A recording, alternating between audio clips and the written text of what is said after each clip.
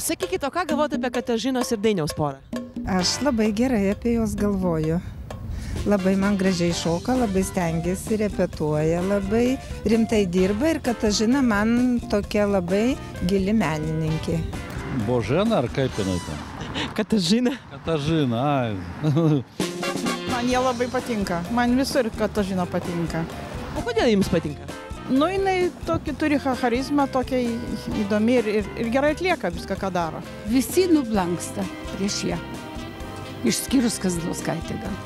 Nu, balsą turi gerą Katažina, bet kaip žmogus man, pavyzdžiui, asmeniškai nepatinka. Taip sakant, išpaišyta nereikėtų šito. Nugarą išpiešti nereikėjo. Graži mergaitė, gabi.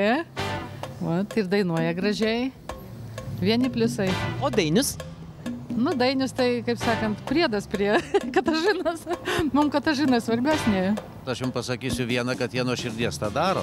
Ypač Katažina dirba nuo širdies ir tvarkingai, tai ir matosi.